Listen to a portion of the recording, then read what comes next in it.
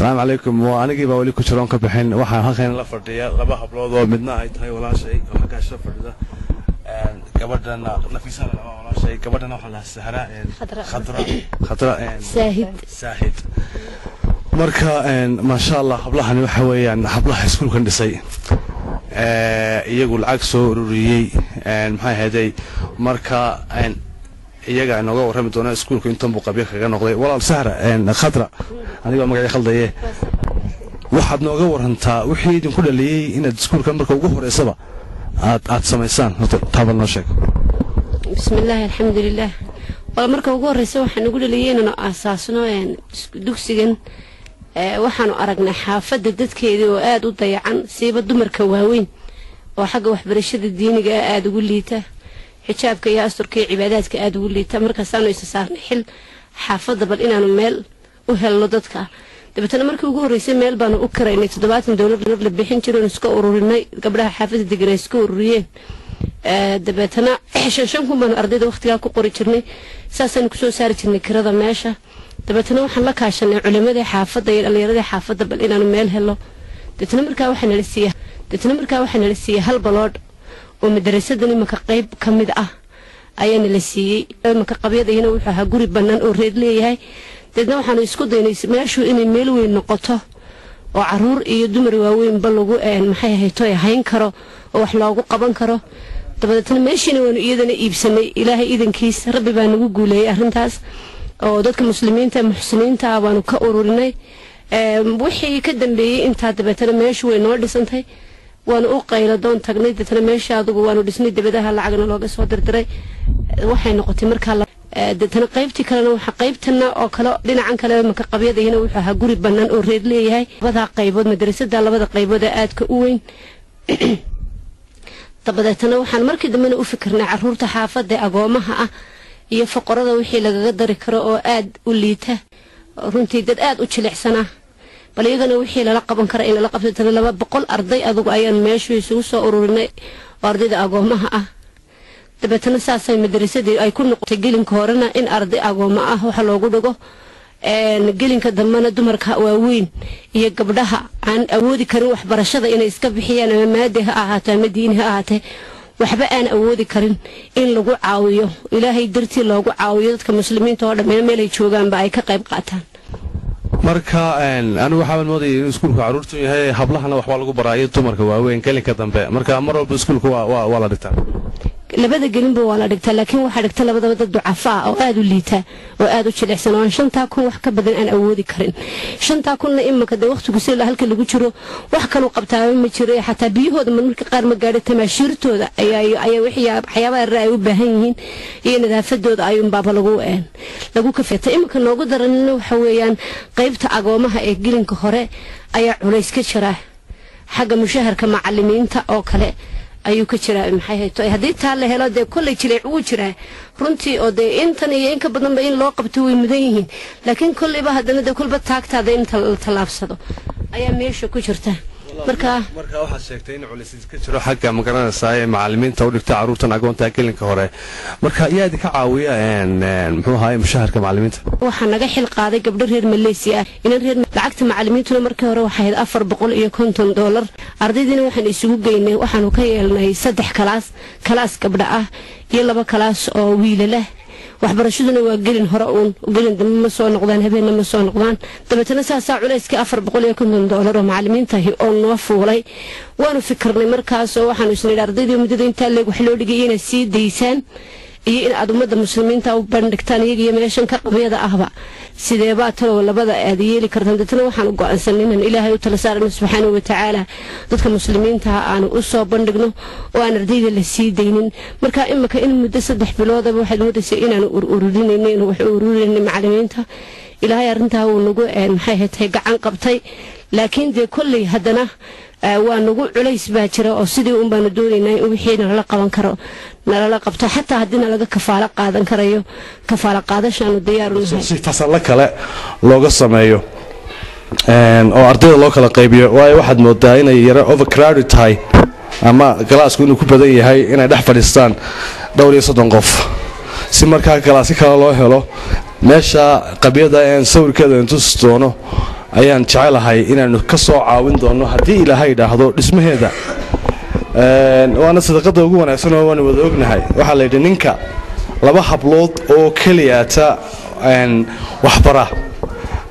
waa la yaqaanaa wax lagu ballan qaaday jannada balladaba ka waran adigoo 100 qof oo agoona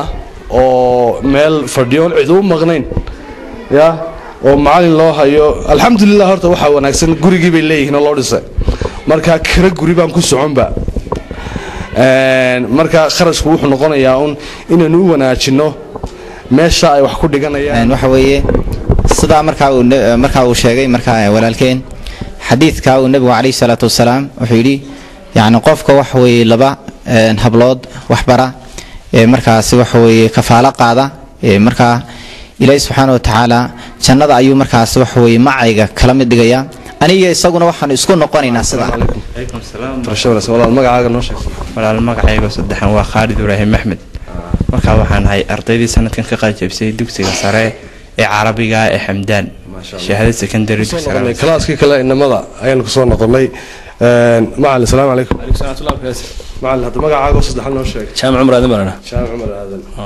jaamac ma tantahay yaa inoo akhriyo maanta nashiido labaan baa diyaar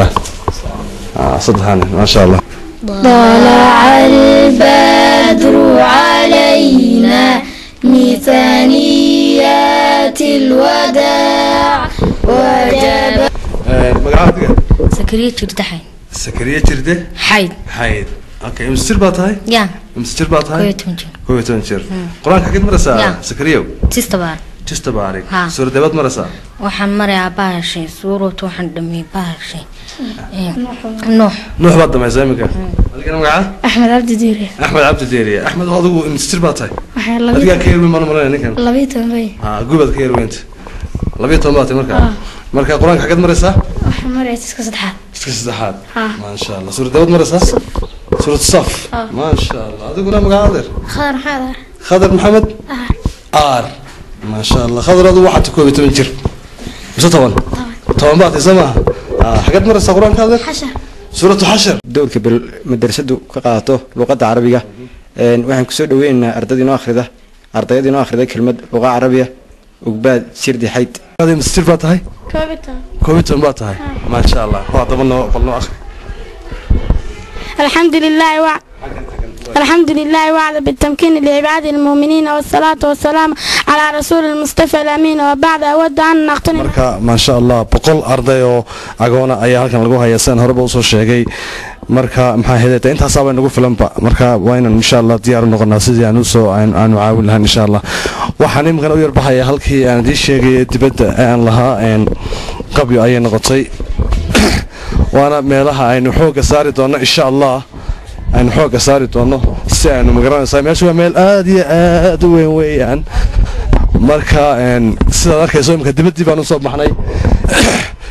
هل كان صورك أمك وهيا وحوي أن ماله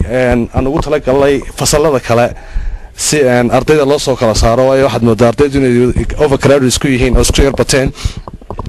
مركا مالها وجورين دون كسوعة ونودت كان حاجة لنا تشوجا وحوي أن بالهرطة أنت هاي حفيزكي معمولها لفتي سنة والله فردي سأنا دوني أن عشرة كسوك بكبيو بسم الله الرحمن الرحيم الحمد لله رب العالمين ثم الصلاة والسلام على أشرف الأنبياء والمرسلين نبينا وبعد إن شاء الله تعالى نسيد ولكن شيء كل وحي مركزي أخبار هذا مدرسة مركز كصاب سنة ومركزي يعني وضع صورتين haddii markaasi aan soo yaro guud maro madrasadan markaa agooma ayaa dhigta agoomahaasina markaa 100 arday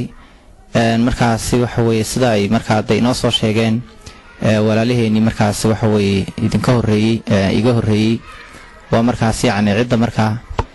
markaa yani gacanta ku haysay kulli markaasi waa hablahaas oo markaa sameeyay oo markaa khayr Allah siiyay isxilqaamay qofka muslimka ana in la kaalmeeyo markaa waxa weeye wax lagu taraa wax markaasi yani waxa weeye markaa looga baahan yahay waayo Ilaahay wuxuu yiri subhanahu wa ta'ala wa ta'awanu 'ala al-birri wa taqwa isku kaalmeeyo markaasi Allah ka baqa iyo wanaag isku kaalmeeyo waayo Ilaahay wuxuu yiri subhanahu wa ta'ala